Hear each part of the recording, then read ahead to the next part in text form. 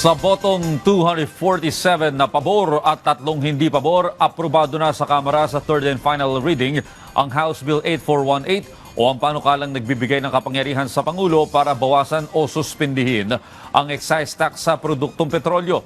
Ang detalye niyan mula kay Jeremy Piscano. With 247 members voting in affirmative, 3 in negative, and 0 abstention, House Bill number 8418 is hereby approved for the third and final reading. Lusot na sa Kamara ang panukalang magbibigay kapangyarihan sa Pangulo na pansamantalang bawasan o suspindihin ang excise tax sa mga produktong petrolyo matapos itong i-certify as urgent ni Pangulong Ferdinand R. Marcos Jr. Layunin ng House Bill 8418 na makapagbigay ng mas mabilis na tulong sa publiko sa gitna ng patuloy na pagtaas ng presyo ng langis dulot ng tensyon sa Middle East para maiwasan ang domino effect nito sa pamasahe, presyo ng pagkain at iba pang pangunahing bilihin.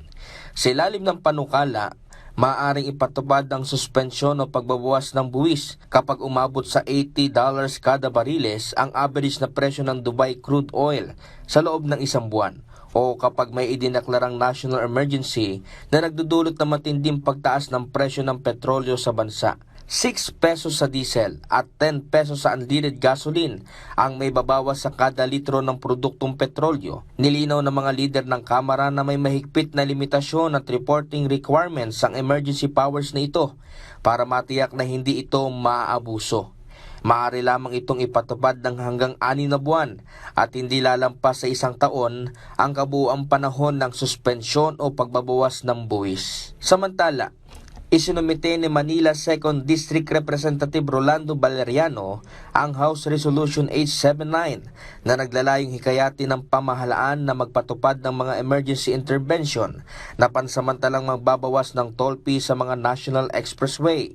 Hinikayat ng resolusyon ng Toll Regulatory Board na amyendahan ng mga toll operation certificates na ibinigay sa mga toll operator para payagan ang pansamantalang pagbabawas ng toll fee ng 50% para sa lahat ng sasakyang gumagamit ng National Expressway sa loob ng limitadong panahon para makatulong na mapagaan ang gastusin sa transportasyon at logistics. Lahat ng pwedeng makuha natin as discount or para mapababa yung presyo ng gasolina, 4 days worth, plus eto, plus yung excise tax, kahit papano makatulong tayo.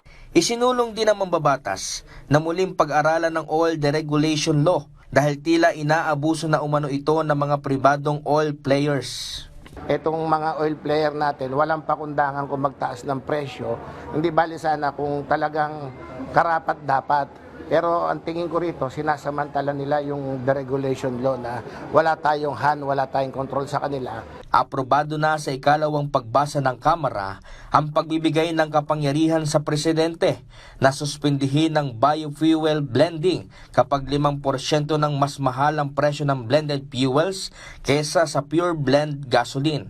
Layunin nitong mapagaan ang sumisipang presyo ng mga produktong petrolyo sa bansa. Jeremy Piscano para sa Pambansang TV sa Bagong Pilipinas.